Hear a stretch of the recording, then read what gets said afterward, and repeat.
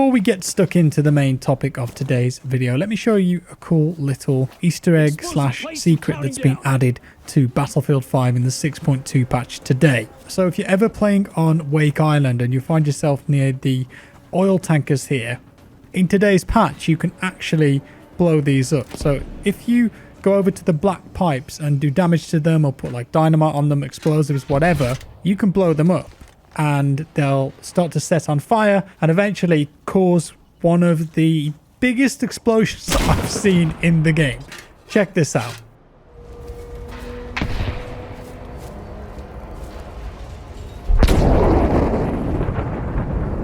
That's pretty crazy. I think maybe that's bigger than a V1 explosion. I'm not sure, but it's a really cool effect. And if you go and visit the location afterwards, the pipes are all twisted and there's this like just floor of molten lava fire. It's awesome. Of course, you can do it on the other one too. Just deal damage to the black pipe there and big boom. I don't know if there's any practical use to that, but it's a cool explosion nonetheless, and I'm sure it could lead to some very cinematic moments. So, title of the video, they fixed Battlefield 5. Well, kind of. So, if you've been following the news, you'll know that the patch came out today. What it did was almost completely revert the gun damage values back to how they were in 5.0, which was when the Pacific released, and then of course it all just went downhill from there when they tried to change the time to kill again. And I'd say that the majority of the community, the outspoken community, weren't very happy about this because, let's be honest, it turned some of the guns into absolutely useless potato firing Nerf guns. There's just this massive disconnect between, hey, I've got an MG42, a massive machine gun, but I've got to hit this guy 11 times before I take him out. For me personally, it just didn't feel good and it really put me off the game. I think obviously I've played it in bits when new content's come out, like new guns. I've been covering those and new maps, of course, that we've had along the way. But today, they've almost done a complete revert of what it was like in 5.0. Now, when I say almost, it's because it's not exactly the same. Some guns will take one more bullet to kill than they did before, but it's a damn sight better than it was. And if you actually play the game, it feels completely different to how it has been since, I think it was 5.2, where they nerfed all the gun damage. And I've been really enjoying it today. Something that we did with the two angry gamers, with Bongi and Tommy, we actually set up a community server, which does have all the proper XP and stuff now, by the way. And we ran a playlist of Frontlines maps. Now, Frontlines, I think, is a really cool game mode. I think maybe it's underrated. Obviously, it's not that popular because it seems that the majority of players want to play Breakthrough or Conquest. Conquest, I'm a big fan of. Breakthrough, I like it on some maps, like Iwo Jima, for example. But on others, it just gets a bit too messy for me. Conquest, I love on almost every map.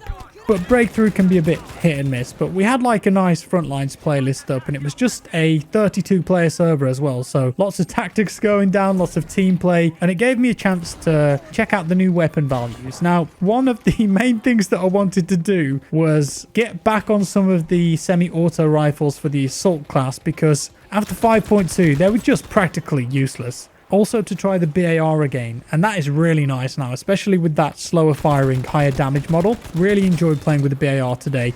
In the previous patch, I just wouldn't have touched it, but today I thought it was pretty good. The Ribe roll on the assault class, excellent. STG, of course, really good there too. M1A1 carbine, actually good again. Loved using it today. But the Type 2A on the other hand, now I wanted to show you guys this. This was my stats of the Type 2A on my main account. I covered it in a video when it came out and talked about it because it's just a mad RPM machine gun. It's kind of unique in its own right in Battlefield 5, so I had to talk about it. But then, you know, I realized it's pretty mad. I think it's way too good at the moment, especially with the 5.2 damage values, because you had this insanely fast firing gun versus most other SMGs and assault rifles that were putting out potato damage against you. So it was good, and it felt like the servers were just dominated by this gun and most people were playing the medic class. So I used it for a bit today because they've actually increased the recoil quite a lot and they've changed the damage on it, I think. But the recoil on it now is mad.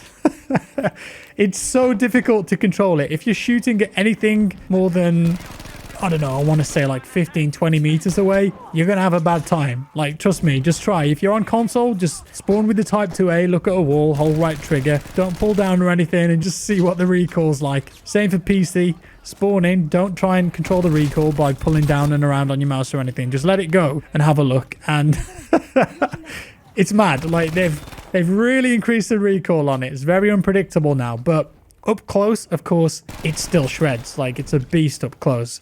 And I found that it was better to just not aim down the sight with it. Just go full hip fire with the Type 2A, and you can still put out some sick kills with it and damage. But for me, I like what they've done with this, and it feels like it isn't going to be beating those other SMGs that it shouldn't have been beating before anymore. So I think we'll see less people using it now, especially on the larger conquest and breakthrough maps. So overall, the gun balance today felt pretty good. Honestly, to me, it does feel like a different game again. It feels like that game that we got when the Pacific came out. And you feel like you're a lot more lethal now, especially at close to medium range. Some of the damage drop-off has changed a bit at longer ranges, and I did notice that from time to time, but not really that often. There wasn't any of those moments like in the previous patch where I would just hit a guy 9 times and they wouldn't die. I didn't feel like that was happening as much, or if at all. So I'm really happy that they've actually gone back on this, but you've got to ask yourself the question, and we all did, didn't we, when this happened? Like, why? Like, this whole thing just could have been completely avoided. Just build on what you had originally with 5.0, which I think most people liked, and work on it from there, maybe adjust in small increments rather than introducing this massive sweeping change like DICE did. But it's done. It's happened. Hopefully we can move on from here. Where do we go from here? Well, I don't know, to be honest with you. We don't really have any announcements about what's coming next for the game. The rest of the Tides of War for this particular season just doesn't really have much in it.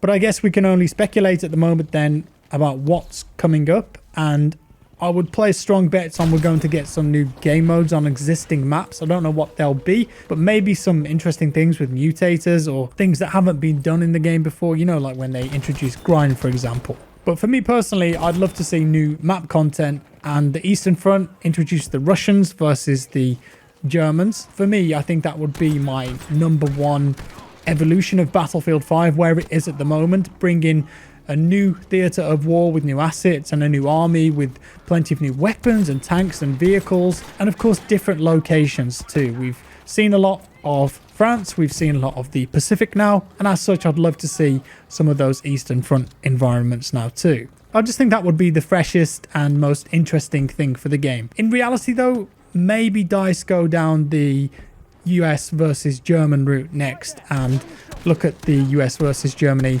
in France and some of those iconic battles that they had there. That would be my second pick, definitely, because I feel like it might be quite similar to some of the maps that we've already got in the game, but it would be cool nonetheless to see some of those iconic moments. And I think maybe this is the most realistic option because they've already got the US army and the German army in the game. So they've got a lot of the assets and models and sound effects, voiceover work, that's already done for the US and German army. So you would think, well, okay, the next step is to build maps, maybe some new guns and vehicles, and that's obviously not as much work or as expensive as developing a whole new army like the Russian army and creating all new assets and environments. For me, like I said, Russian army, Eastern Front, that would be my #1 pick though, and I think it's the best direction for the game to go in to keep things exciting before it hits end of life. Yes, it's the more difficult and challenging option, but I think for the game, it's a good way forward right now, because you would assume that by now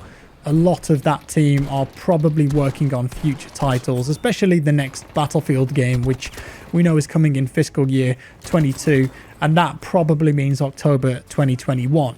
And I think after what happened with BF5 and such a short development time there, everyone working at DICE would maybe like a bit more time to work on the game to deliver their complete vision and goals for the next Battlefield game. Apart from that though, I think maybe a bit of an outlier is like secret weapons of World War II. Correct me if I'm wrong, I'm going to look this up after I do this commentary, but I do recall, I've got a recollection in my memory of the reveal event where it was either Daniel Berlin or Andreas saying the Tides of War live service content would include secret weapons of World War II. And it was only a small mention, but I don't know how old you guys are or how much you know about the Battlefield franchise, but back in Battlefield 1942, there was actually a Secret Weapons of World War II expansion where they introduced like jet engines and hover packs and more experimental weapons, urban myths, that kind of thing. And I think they did mention it, so maybe that will be after the next DLC, or maybe that might even be the next. Who knows? But aside from that, I think the only other thing today was some more bug fixes. We've got the tank customization too, and I did have a brief look at this, but there's not that many options there at the moment. I think everyone gets that coming soon tank, but I feel like now that system is in place, they'll start to drip feed cosmetics that you can buy with Boins, for example, and company coin over the next few weeks or so. The options that they had in there at the moment, I found them quite lackluster. There was a couple of cool ones, like for the Sherman tank, for example, but I would love to see more, and to be honest with you, I'm expecting a lot more coming up in the next few weeks and months. With that said, that's all for today, guys. Battlefield is back to where it should have been left last October and November. We made it, and hopefully it's onwards and upwards from here. Yes, there are still some outstanding issues with the game. A lot of people are complaining still about a team balancer, and that's obviously a big issue, especially in certain regions. And also, cheating in certain regions is apparently quite bad, like the Asian regions. I see a lot of complaints there. With that said, I hope you enjoyed today's video, guys. If you've played the game today, let me know your thoughts down in the comments below. Thank you so much for watching. If you liked the video, leave a like. If you didn't, a dislike. Subscribe for more, and I'll see you in the next one.